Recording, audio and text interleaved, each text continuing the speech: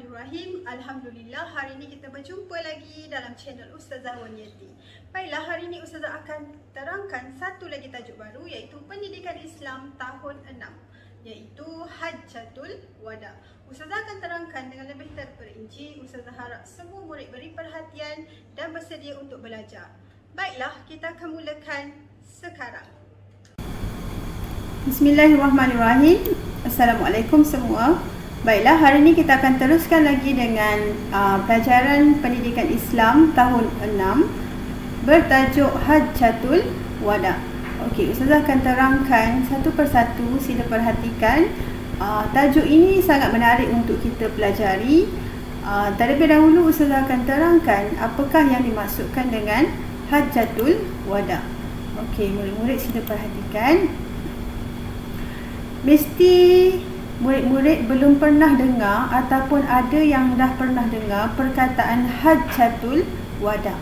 Okey, ada yang tanya, Ustazah, apa maksud Hajjatul Wada tu? Okey, Ustazah akan terangkan. Hajjatul Wada juga dikenali sebagai yang pertama, haji perpisahan. Okey, kenapa haji perpisahan? Nanti murid-murid akan tahu. Sila dengar penerangan Ustazah sehinggalah ke akhir tajuk ini. Yang kedua, Hajjatul Wada juga dikenali sebagai haji selamat tinggal. Okey, sebab apa haji selamat tinggal? Okey, kita akan tengok slide ini seterusnya. Ustazah akan terangkan latar belakang sebelum berlakunya peristiwa Hajjatul Wada.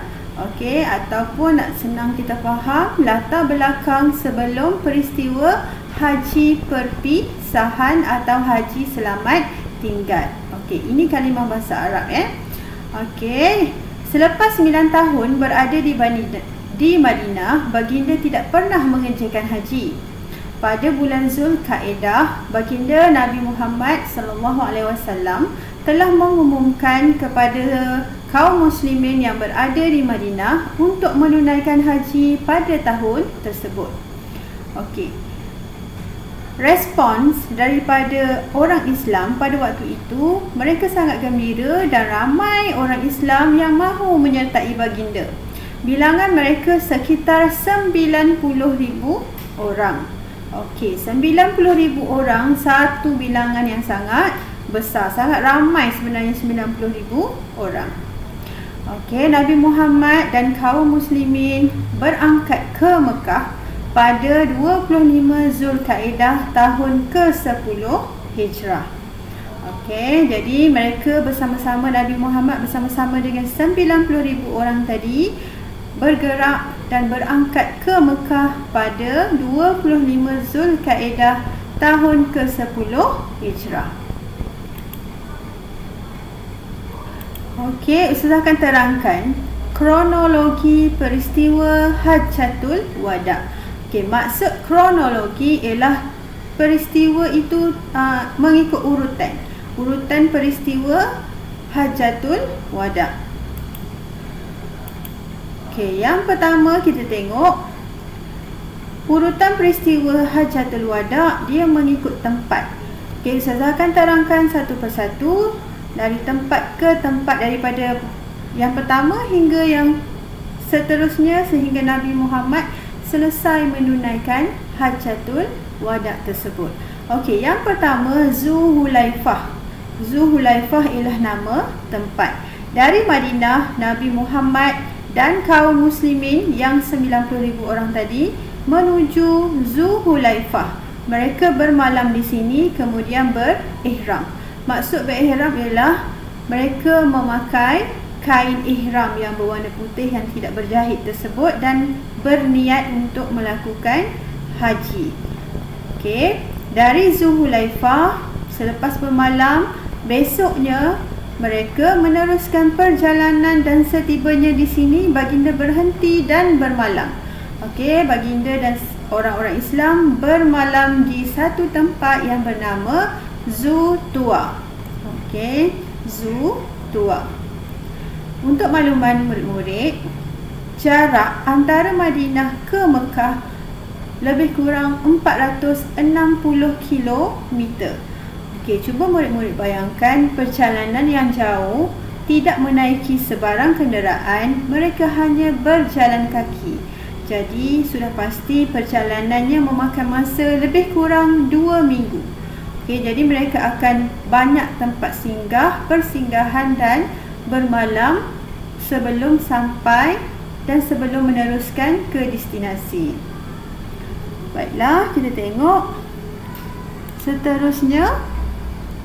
Yang ketiga, apabila sampai di Baitullah, baginda melakukan tawaf dan sa'i. Okey, tadi dari Zutua mereka dah sampailah ke Mekah. Okey, apabila sampai sahaja, baginda terus melakukan tawaf dan sa'i. Okey, kalau murid-murid tak tahu, tawaf ialah perbuatan mengelilingi, ibadah mengelilingi Kaabah sebanyak 7 kali. Begitu juga sa'i. Sa'i ialah ibadah berlari-lari anak dari Safa ke Marwah sebanyak 7 kali. Selesai sahaja baginda melakukan tawaf dan sa'i. Okey, baginda bermalam di Mina. Semasa di Mina, tarikhnya ialah pada 8 Zulhijjah. Baginda bermalam di Mina dan keesokan harinya baginda bergerak ke Arafah. Okey. Di Arafah pada tarikh 9 Zulhijjah, baginda melakukan ibadat wukuf kemudian menyampaikan khutbah. Okey, khutbah tersebut merupakan khutbah yang terakhir di khalayak kaum muslimin. Okey, pada waktu ini Nabi Muhammad telah menerima ayat Al-Quran yang terakhir, iaitu surah Al-Maidah. Okey, bismillahirrahmanirrahim. Al-yawma akmaltu lakum dinakum wa atmamtu alaikum ni'mati wa raditu lakum Islam Madinah. Okey, jadi di sini Nabi Muhammad, ingat di Arafah Nabi Muhammad menyampaikan khutbah. Okey, selepas itu baginda bergerak dari Arafah, baginda menuju ke Muzdalifah dan bermalam di sini. Pada tarikh di Muzdalifah pada tarikh 10 Zulhijjah. Jika murid-murid ingat, 10 Zulhijjah ialah tarikh Hari Raya Aidiladha. Okey. Seterusnya,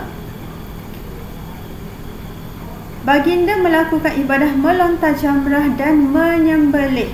Okey, semasa di Mina pada tarikh 11, 12, 13 Zulhijjah. Melontar jamrah ialah melontar anak batu. Okey, dia adalah salah satu daripada rukun haji. Dan menyembelih.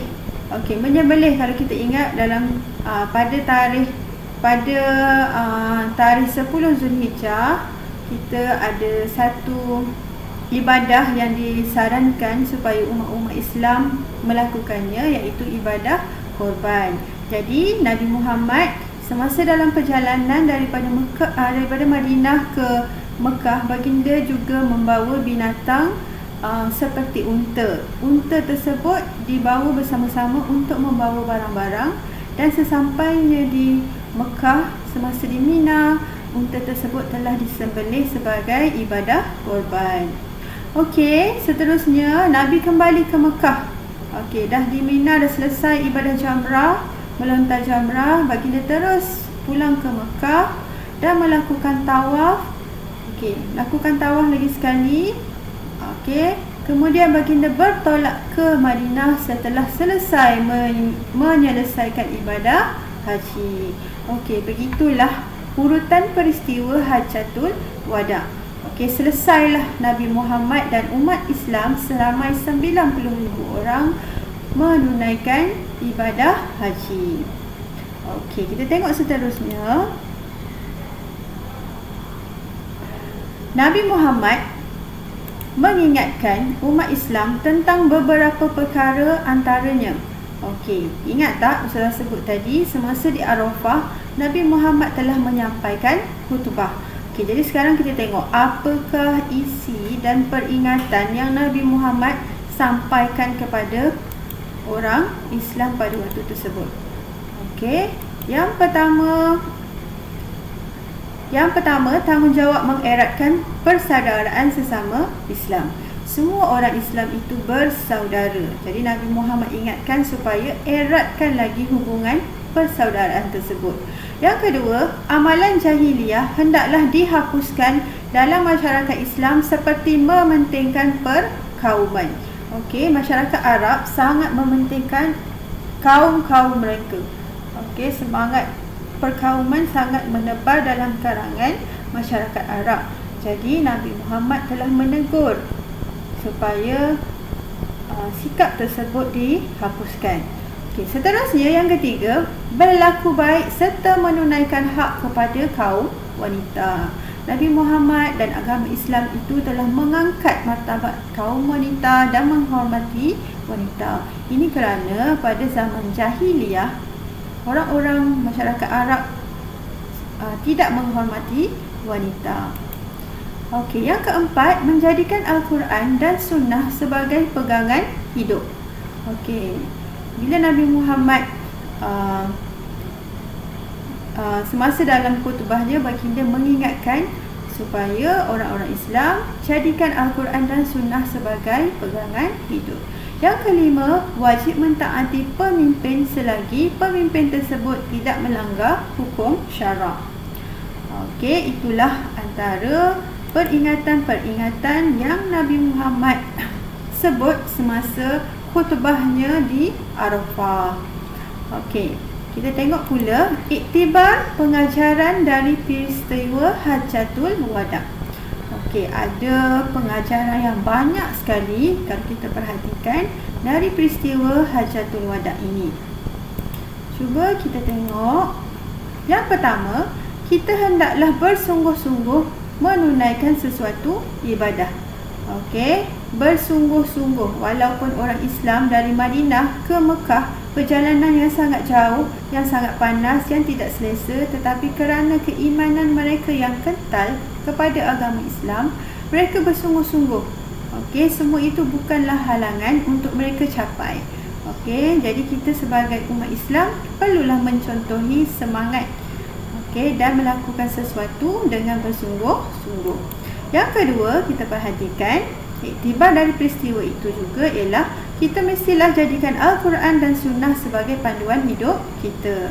Okey, pada zaman dahulu, semasa zaman Nabi Muhammad, mereka menjadikan Nabi Muhammad sebagai panduan dan rujukan. Tetapi sekarang ini, setelah Nabi Muhammad wafat, kita hendaklah jadikan Al-Quran dan Sunnah sebagai panduan hidup kita. Rujuklah kepada Al-Quran dan Sunnah. Okey, seterusnya yang ketiga, iktibar dari peristiwa Hajjatul Wada' juga ialah umat Islam mestilah tidak bersatu padu kerana Muslim. Okey, saya silap di sini. Umat Islam mestilah bersatu padu kerana setiap Muslim itu bersaudara. Okey, seterusnya begitulah berakhirnya slide yang telah Ustazah sediakan. Tajuk ini sangat menarik untuk kita fahami. Sila perhatikan urutan peristiwa dan cuba fahami perjalanan semasa berlaku Hajjatul Wada'. Kerana selepas peristiwa Hajjatul Wada' ini, Haji Selamat Tinggal ini, ada satu lagi peristiwa besar yang berlaku dalam sejarah Islam, iaitu kewafatan Rasulullah SAW yang kita cintai. Okey, Ustazah harap semoga video ini bermanfaat dan murid-murid faham peristiwa Hajjatul Wada' ini dan faham urutan peristiwa sepanjang Hajjatul Wada' tersebut. Baiklah, kita akan berjumpa lagi di video akan datang. Silakan klik subscribe sebagai tanda sokongan anda kepada Ustazah. Sekian, terima kasih.